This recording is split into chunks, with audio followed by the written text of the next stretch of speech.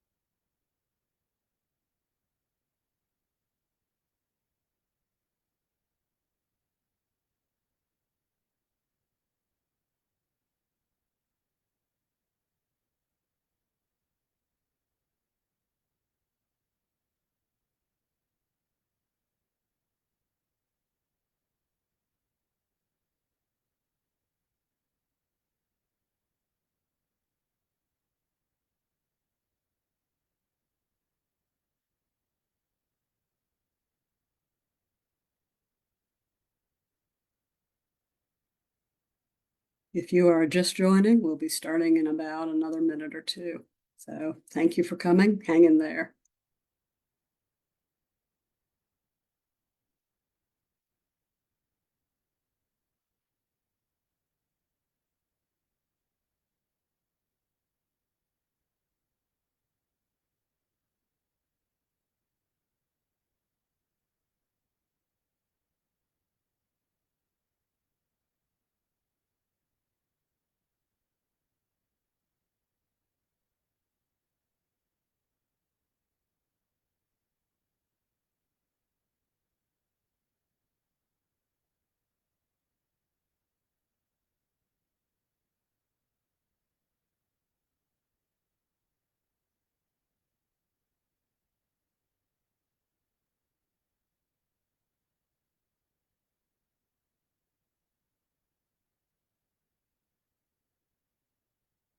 And starting quite shortly now.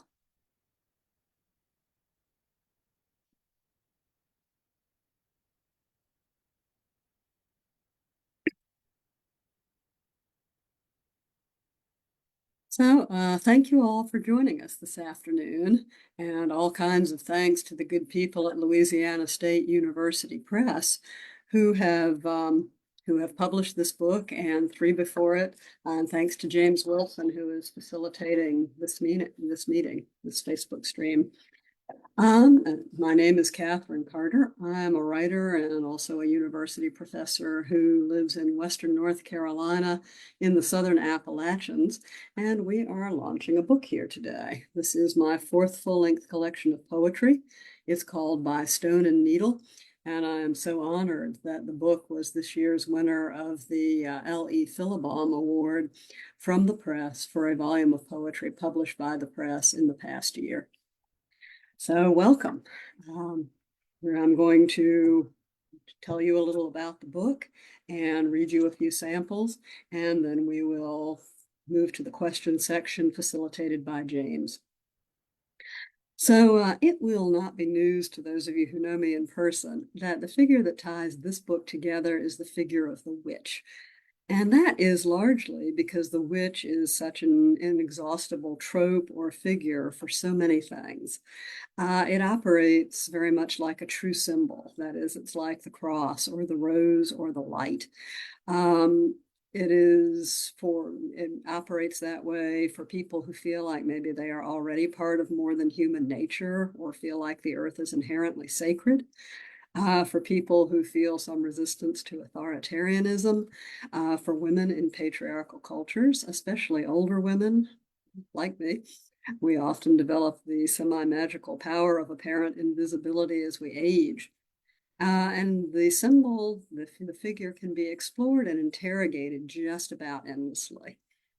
But the title of the book, By Stone and Needle, comes from a pandemic project that my spouse and I did during the pandemic. Brian Gastel is a medievalist, and together we translated John Gower's 33,000 line poem, The Lover's Confession, and this is that hefty tome, from Middle English into octosyllabic modern English verse. If you have a door that won't stay open, it is exactly what you need. But actually, it is a kind of compendium of stories about love and how to be a good lover and not to be a jackass in love. And in one of those stories, we hear of a journey that someone held on to his own true course by stone and needle. Stone and needle refer to the compass, the magnetized metal or stone, and the needle that points northward. So this is also a book about finding our own way and whatever our own true course might be. And for that reason, I've organized its sections around the cardinal and ordinal directions of the compass rose, and also around the correspondences that some cultures and traditions associate with those directions. For instance, sometimes north, east, south, and west are associated with earth, air, fire, and water, respectively. Also with various times of year, with different states of being, different aspects of our lives in this world. So I have got some graphic elements at the start of each section to kind of help people with that who maybe are not familiar with those traditions. Let me hold you up one here. Here we are. So this particular one is northwest. And it can get a little bit interlinked and complicated, but on the bright side, you do not have to worry about all of that unless you want to. The poems were all one-offs to begin with, and they can all stand alone. So I'm going to offer you a sampling of poems from the book, and the first section of the book is actually called Grounding. It's not a direction. It refers to the meditative practice of trying to be right where we are on the earth, in the world, in the present moment, which, as some of you probably know, is not always easy to achieve. There are 7 poems in that section, kind of laying the foundation for the concerns of the rest of the book. And the last one is called When You Know a Witch's True Name.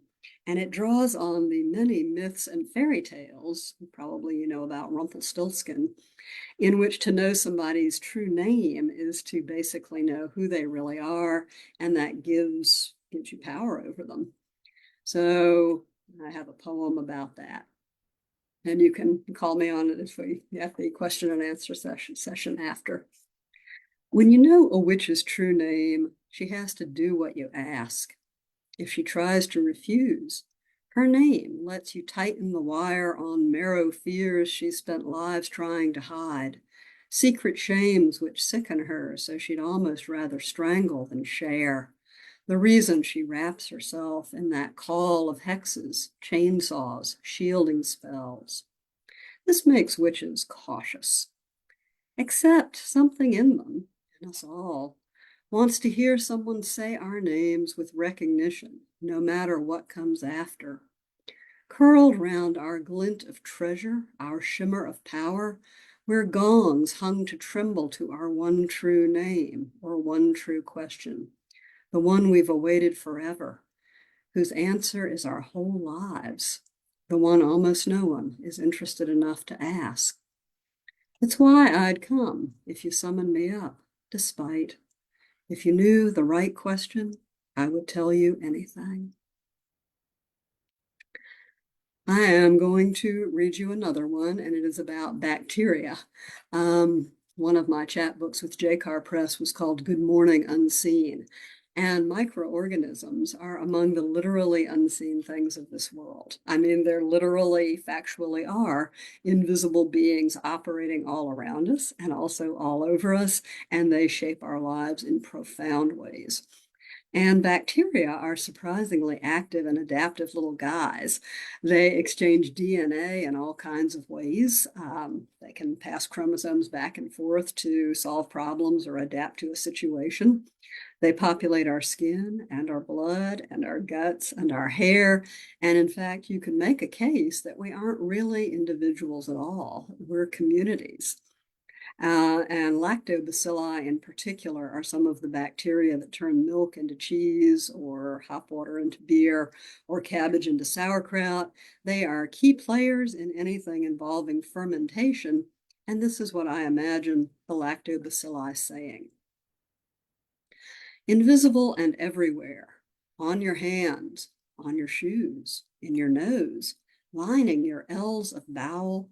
We lay down scraps of chromosomes and pick them up like screwdrivers or cards, if half the cards are wild as sauerkraut. E. coli, listeria, seaweed, straight flush. Nor are you, some single entity cruising the lonely black star seas like a whale. You are a ship, a host, the poker table. We are crew and players and spirit, your spirit, the one many-bodied soul you can know for sure. Genius loci, spirits of place, full house. The next poem is a little longer, but I will hasten to add that that only means that it spills over onto a second page. You may have heard that joke about what's the worst thing a poet can say at a reading, and the answer is section 3. So this does not have multiple sections. But as you know, I live in southern Appalachia, and occasionally I write poems about that. And this one invokes Artemis, the Greek goddess of the hunt and the moon and wild animals, also known as Diana. And it imagines what might happen if she turned up in these mountains. For background, I should add that some representations of Artemis are really kind of odd, especially one who is called the Artemis of Ephesus. She has these overlapping rows of things, kind of like breasts all down her torso. And as far as study has been able to determine, they're probably not actually breasts. They may be some kind of emblem of fertility, like bull's testicles, make what you will of that. Or they may be seeds of some kind, but what they initially look like is rows and rows of breasts, and they make an appearance in this poem. Also, this poem draws on a story from Ovid, which is told again by Gower in the Confessio Amantis, where a hunter called Actaeon sees Artemis bathing. And because she's embarrassed, and also because he does not look away, she turns him into a deer, and his own hounds hunt him down and kill him. So this is Artemis in Appalachia. Al and Acton found her, the woman with 13 breasts lapped over chest and belly, smooth curves like stones or acorns. They were lighting for deer, bow season, sinking crescent, clear evening after late thunder. She lay curled on burnt earth in a stand of black willow and bald cypress down creek, air reeking ozone, and from the flash of their lamps they saw the return flash of deer eyes, heard the brush rustle with rabbits before they all faded back, left only a phoebe bobbing its tail. Acton wanted to try if he couldn't fetch back one of those deer, but Al said, "What's wrong with you? Come on, Act, look here." When he touched her shoulder, she spoke in tongues or something, dazed, didn't seem to know her own name. They walked her to the pickup and bumped and jounced back to town, trying not to stare at all those tits, Acton still muttering about the deer. Another time, they would have thought hospital. But they didn't know what to make of her, lightning and breasts and all, so they headed for Otis's place. Otis had been a Marine medic, and he'd trained in Atlanta for the law and traveled some. He'd know what to do, and what Otis said was, "Boys, it's not right." One breast can send a man baying like a dog through the trees to savage some other man. Even the Greek lady on the courthouse covers them up, and she's just got 2. It's too much. It's fearful somehow. Otis's old hound, Blue, the one he hadn't the heart to shoot, though he couldn't run much anymore, dropped his chin on her knee. So they left her there on the rug by Blue and dug through the drawer where a girl or 2 had left a few things over the years and came up with a skirt and 3 bras. Not much, but worth a try. And they tried. Tried the hooks in the back, then in the front. Tugged the elastic straps down to the band of the skirt. She still seemed moonstruck, just let them work. Al held the flowered blue and stretched as far as he could while Acton pushed 2 breasts into 1 cup, thinking he was getting somewhere till the first one poured right out the other side, and Al took a hook under his thumbnail like a bamboo sliver and Otis got popped hard in the lip when the underwire split. At last, they corralled 8 of those things into 3 bras. By then, they were all sweating. But the lower row was still out there in front of God and everybody when Blue raised his speckled heads and put up a cry that struck them dumb and shivered the hair on their necks.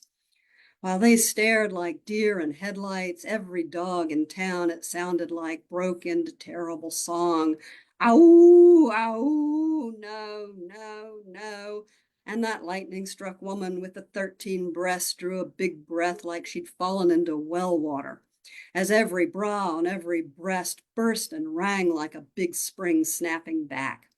She snatched up Act's compound bow where he'd dropped it on the couch and ran past them straight out the door, and Blue went bounding behind, howling like the end of the world. They took after her, Otis hollering for Blue and Acton yelling that that bow had cost him $319.99, and Al getting his foot all snarled in the black bra trimmed with gold lace before he could catch up. They never saw a sign of her, and Act never did get back his bow. But in the cold dawn, Blue came limping back, red-eyed and muddy and stiff with beggar ticks. And that's the story as I heard it told, except Acton and Al got a deer each before the moon came full again. Those boys did the best they knew, and if it didn't end just right, it might have been a whole lot worse if they'd done any different. So whether it's tits or it's deer, you watch yourself. Even the dogs know there's more out there than we ever see, and 13's just plain too many. I am going to jump ahead at this point to the middle of the book.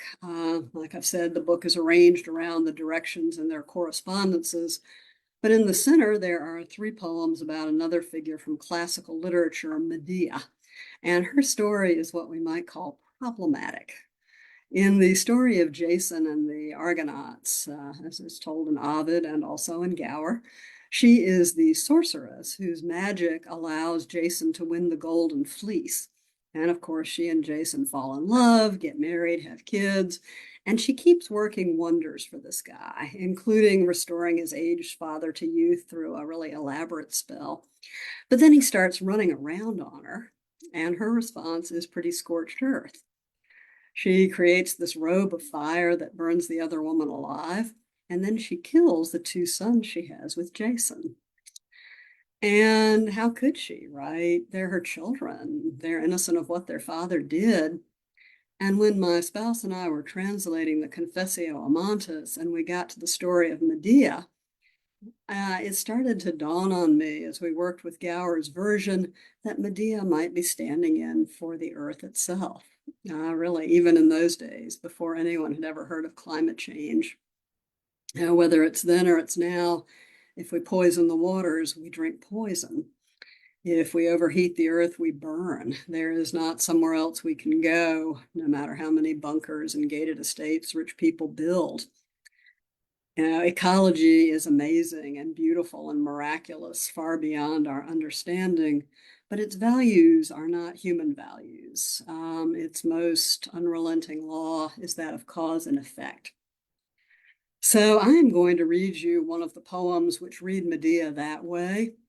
It is what I imagine to be Medea's and also the earth's answer to that shocked question we always have for this story. It is called, "But How Could You Kill the Kids?" How could the caged rabbit reabsorb the unborn kits? The dog in labor eat the threatened pups. The departing refugee axe the cat to save it from starving and crying her name. How could your plastic bag choke a loggerhead turtle? How lightning strike meet global warming drought and flare the tumbleweed into a wheel of fire rolling across the innocent plain. Innocence, vengeance, forgiveness, unforgiveness, stop your yap. What's any of that to do with me? I'm the honeybee pulling nectar from glyphosate-laden goldenrod, and I'm the homeowner who thought goldenrod was too messy, and I'm the bee sisters dead in my thousands rigid-tongued. I'm the place where the source of the ever-flowing spring meets the slurry pit's seep.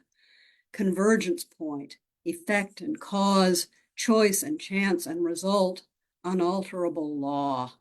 I'm just what comes next when everything touches everything. When Abraham ties his boy to a stone and then asks God, how could you? Like, what's a guy supposed to do? When Jason asks, how could I? While he plans his next war. Like there are no hungry kids where his troops will salt the furrows. Like not one of his men ever raped a little girl. I'm just the one thing that leads to another. I'm the world that gave birth to the kids you've crammed in the cage you built with the lock my bodily and hacks free. Those kids are the lucky ones. Their troubles are done. Don't talk to me about the kids. Now, at this point, you may be thinking, wow, I'm really sorry I came. So we will turn to some of the things that we can do and some of the connections we can make in the face of all that. And this one is about cooking dinner. I am a great believer in the benefits to us and to everything that come from cooking. Although this poem also manages to get tangled up with Shiva, the Hindu god who dances the world out of creation so it can be recreated anew, and also with the gospel song, God's Gonna Trouble the Water. It's a prose poem, it's called Red Beans, and it's also kind of a recipe. Before you begin, saute the onions long and slow. Before that, dice them carefully, unhurrying. Before that, soak the beans all through the night while you rest in your bed. When the onions soften and sizzle, add the green chilies, also sliced small. With them, the cumin seeds, toasted to fragrant and ground brown and fine with a pestle. All that makes the bed at the bottom of the crockery pot for the smooth maroon beans, in their turn a bed for clear water without form and void, which they will thicken and change all the long day that you're off speaking, teaching, simmering words. Beds under beds, geologic strata to be tilted and turned by fire tectonics, tumbled by bubbles in God-troubled seas, then macerated in stomach acids, split and pried down to molecules by intestinal cells, recast from vegetable into animal, matter into energy, bean seed and bean soul cracked by the heat of a life it never planned. It's only dinner, only there is no only. Dinner being chemistry, biology, energy transfer, transfiguration twice over. Attend, don't hurry. Dancing like Shiva or the beans in your circle of fire, swinging its own circle round the sun. It is all right to take time, to eat well, to grind fine. For when you open the door from the cumin-scented warmth and walk out, perhaps with a nose-soled dog, there are the stars of autumn, shaken and tumbled in the cauldron of the void, and all around them the dark waters are troubled. And the last poem I'm going to read you is also the last poem from the book, and it is about stories, about all the stories that lie behind things that we think of as kind of mundane. For instance, the poem is called Black Wool Coat on a Hook. So as I'm confident you have already deduced, it's about a black wool coat hanging on a hook. But the coat got there somehow through the experiences and the labors and probably the suffering of all kinds of beings. And so I wrote about that. Black wool coat on a hook.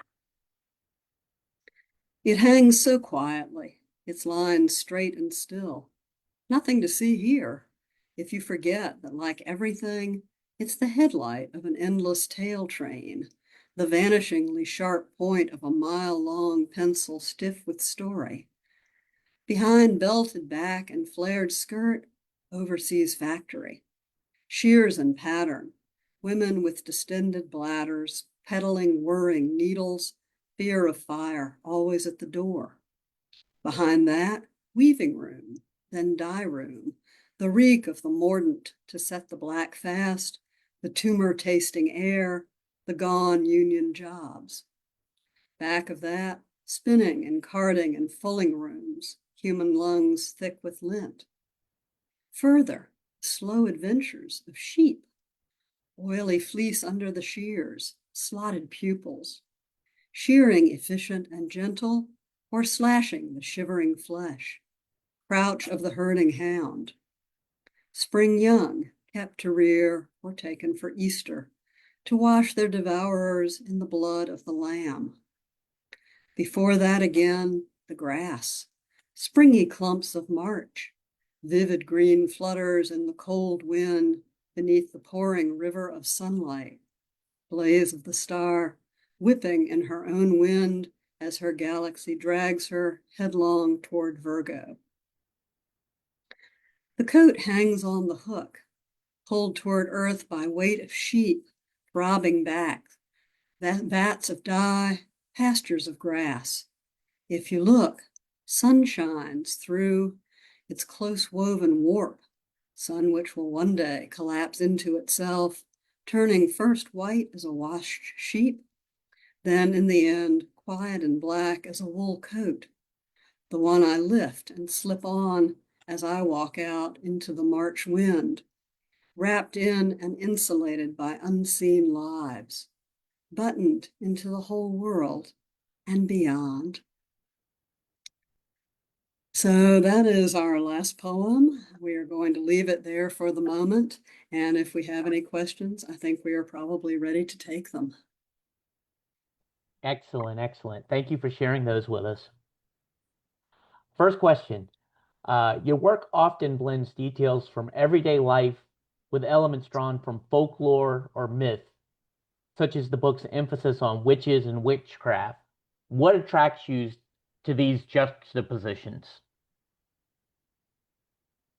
Well, I mean, the easy answer is I just like them, right? Those stories, they are stories that kind of tell us ways to be in the world, but also they're meant to entertain us. They're meant to give us pleasure. We are wired for story.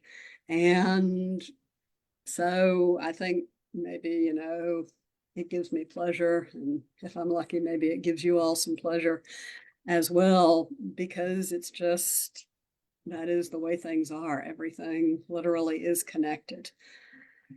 If you're asking about why, these juxtapositions and not others, that maybe is kind of in the realm of mystery. It's not always clear what makes us perceive one connection and not a different one. Maybe we're just lucky. Next question deals a little bit with the structure and the process. At what point did you decide to structure the book around the cardinal and ordinal directions of the compass rose, and what does that organization contribute to the sequencing of the poems? Well, putting a book together is not actually my strong suit, so I usually call somebody, and I called a friend called Devin, who has been very helpful about putting books together. Generally, I think in poetry publication now, many presses, if not all, want kind of an arc. They want to see a clear connection. And so whether there is one or not, we kind of have to find it if we want the book to see the light of day. So Devin was helpful, but also it was that work with the Confessio Amantis. It was working on that translation and seeing all those stories and how they kind of lead one to another. Gower organized his book around the 7 deadly sins. Each kind of segment, barring one outlier, is about a deadly sin in love. And that epigraph by Stone and Needle, he made his way, he took his own through course. I think that was where I really started maybe thinking about the compass as a possible arrangement, because it's the compass, but it's also the seasons or the wheel of the year. It's also those correspondences that we mentioned. And so when you read the book, sometimes it'll be easy, right? You look at the page that starts a section, you see what some of those correspondences are. And so you can see something like poems about love or about feelings generally. They might be in the segments that kind of cluster around the West, because in this set of correspondences, West is associated with emotion, but it's also associated with autumn. So if a poem is set in the autumn, it might be in that section. It is also associated with vision. So if there were a poem about vision, it might be there. There are a number of reasons, all kind of operating off of each other, why a poem might be in a particular segment. So if you like that kind of thing, it almost provides kind of a map to the book. If you don't, again, don't worry about it. You don't have to think about that stuff to enjoy the poems. You talk about how you were inspired by the translation. Did you actually write the poems at the same time, or was that more the inspiration and then you moved on to writing the poetry after the fact? Some came before, some after, but there were some that were written during that period from maybe 2019 to 2023 when we were working on the translation. Yeah, it's the Gower stories. They provide a lot of food for thought. Gower drew these stories from the Bible, from classical stories of antiquity, from a whole range of sources, and they were stories that his audience would have already been familiar with. The interesting part, aside from kind of the pleasure of hearing the familiar, is how he told them, because he was prone to change them a little. And as you see with Artemis and Appalachia, I took the license to change some as well. Well, that's interesting. You've talked about how your inspiration, how this came about. Let's flip that around because you're a teacher. So how about how has your teaching informed your writing or vice versa? And what did your students think, or did they respond to these topics? Did you share them with them and that sort of thing? No, actually. My PhD was in literature, but the job I got hired to do here was English education. That is, I grow little English teachers. So I teach actually grammar. And that does not mean, oh my God, you put the comma in the wrong place. It means the workings of language to kind of lay some foundations for young teachers to teach grammar themselves. It means methods, it means writing, but I don't teach a lot of literature anymore. Actually, the one who teaches these stories is my spouse, Brian Gastel, the medievalist here at Western Carolina University. And his students, I don't think we could get him into the live discussion at this point, given the technology. But his students have enjoyed them a lot. I think they thought that the stories from Gower were very interesting. And he has also shared some of those poems, like the Artemis poem, with the students. And in fact, one of them came to a reading recently at City Lights. Bless her heart, it was so nice of her to come. And she wanted to know why 13 breasts. What is up with 13 breasts? So, I got to explain about the Artemis of Ephesus. And if you all Google her, you will see the picture. I think Wikipedia must be maintained in part by underemployed classicists, and it has great material on classical literature. Thank you. Brian asked a question, which poem was or is the most challenging for you? The most challenging to write, or the Yeah, I most think that's what they challenging to mean. read? The way it came together, that you spent the most time working on. Let me look at the table of contents and see if one presents itself.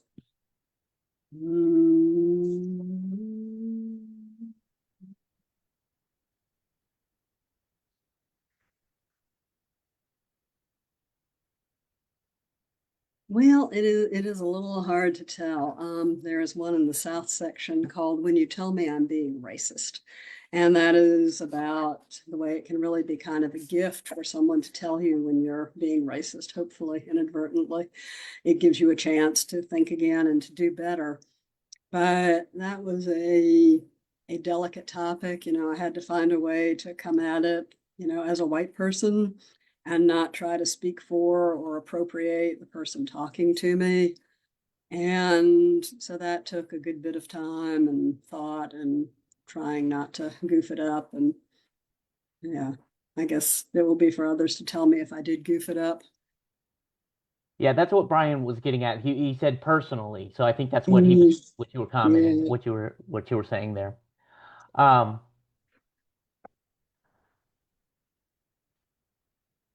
Given your own life story right now, are there poems that have stretched you or touched you? Do you mean other people's poems? I don't. This was a question from the audience. Um, um, But either your own poems that yeah, mean a lot to you, or other poems. yeah. I'm trying to think of a specific poem from recently. I mean, if you're a poet, right, the world is crawling with poems that affect you and touch you and stretch you. And when you find them, you read them again and again, you kind of have this experience of them. How I about have your own? How about your own that your own poetry that really sticks with you and touches you the most? there are poems that I think of as kind of big poems, poems that really come from the root, so to speak, and that really say what I feel really strongly. Um, in the book, those might be What Magic Is, the ones toward the end, Chop Tank Bluegills Take Part in the Creation of the World, Black Wool Coat on a Hook, the Medea poems, the Red Beans poem, and there are others. But it's a funny world, right? Because the poems I often think of as being big poems, central poems, they're the ones that are hardest to place. Some of these have been to 50 places and never been taken. There's one called At 50, My Brother Who Always Hated Children Finds a Daughter. And the title kind of says it. I have a brother, he hated children. He wound up adopting a daughter. It was kind of magical. Nobody ever took that poem. For other people's poems, I've just been working on a review of Catherine Kirkpatrick's new collection, Creature, from J.Car Press. So I spent a lot of time with those poems, and they are very much about the intersections between the human and the more than human world. And you could certainly say they stretched me. Thank you, Brian, for those questions. Patricia asked, which poets do you enjoy reading and why? Well, let me raise the computer and sort of show you my shelves. There are quite a lot of them. I enjoy reading, I think, most poems, one way or another. Um, I have just pre-ordered Diamond Ford's new book. Her first book, Mother Body, I thought was really kind of remarkable. The poet laureate of Alabama, Ashley M. Jones, I encountered her work when she came for a literary festival here a couple of years ago. And, you can lay your wagers as you see fit. I think she's going to be poet laureate of the country at some point. I thought her work is just amazing. I really like Ellen Bass. She kind of nails that way in which she is talking about the very mundane, the very earthly, the very bodily, and yet it's also the holy, the sacred, the spiritual. She has a poem called God in the G Spot, and if you like that kind of thing, you should definitely look it up. I have just ordered Steve Scaffidi's new volume of poetry. I am working on a review of Michael Deschain's new volume, The Long Invisible, and also Minnie Bruce Pratt's Magnified. I like poems that are sensory, that have some sensory connection to the world as we perceive it. If I find it hard to know what is happening at the literal level in a poem, that does not induce me to stick around and read more of that person's poems or read that poem many more times. I try to make a good faith effort, but I don't have much of a taste for what feels like sometimes willful obscurity. So But I mean, we could do this all day. We could just walk over to the shelves and start pulling books. Well, for this question, I don't know if there is any answer, if anyone can answer it, but maybe you can speak to it. And the question is, at LSU Press, we published many wonderful writers from Appalachia, in no small part due to our long association with the late Fred Chappell. What is it about this part of the country that makes it such a fertile ground for poetry? I do not have a definitive answer for that. Although, shout out to Fred, he was very good to me, and I owe him a lot. And also to Catherine Stripling Byer, who was also a poet laureate of North Carolina for some years. Yeah, it's a complicated region. It's a place that has been prey to extractive industry of various kinds, including literary. It is a place that has been routinely stigmatized by the rest of the country. It is strikingly impoverished in some ways and strikingly rich in others. It is a place which, to some degree, has welcomed immigrants from various places. But I think this is one I don't get to answer because I am an outlander. I grew up in Tidewater, Maryland. My sort of aesthetic was about estuaries and bays and boats and waves, tides. And it took me a long time to get used to the mountains. I always felt like they were looking over my shoulder when I was in the shower my first years here. But I have I've come to have a great respect for said mountains. I probably do plan to be here for the rest of my life, heaven permitting. And, I think it could be a life's work or the life's work of generations to say, what is it about Appalachia? I don't know. Thank you. Thank you for that. Question we usually like to conclude with that we present to our authors is, what are you working on next? Well, at the moment, I have 2 book reviews that I really need to get done very, very soon. I need to get my courses, their learning management system shelves ready for fall. So that's probably going to do the rest of the summer. But on the bigger scale, I have been thinking for a long time about writing a book of lesson plans for teaching poetry. And that is because I think there is often, by no means always, there are some killer poetry teachers out there. But sometimes there is what you might almost call a generational cycle of abuse, where teachers teach poetry as if it were a set of devices to be identified. Like we read poetry, to say, ooh, there's the alliteration. And needless to say, we don't. And I think the teachers do that not because they want to torture their students, but because they're not sure what else to do with it. And that's because their teachers weren't sure what to do with it, so they taught it that way. We have standardized tests which press teachers to teach it that way, and so on back along the generations. And so I think maybe some lesson plans for middle grades and secondary, which help teachers to teach the poems as if they were there to give pleasure and joy and meaning, would be very handy. Um, I think maybe teaching it as a collection of devices is why so many kids will tell you right out, boy, do I hate poetry. And I don't think we really have to do it that way. But teachers are incredibly busy, wildly overworked. This is the kind of thing where, yes, if you're a secondary teacher, you can maybe work up this topic over a period of years, but you don't have a lot of spare time. I mean, teachers work incredible hours, and I mean summers too, not just during the semester. And maybe such a book could kind of be of service to teachers who would like to do something different with poetry, but do not yet have the time to work it up themselves.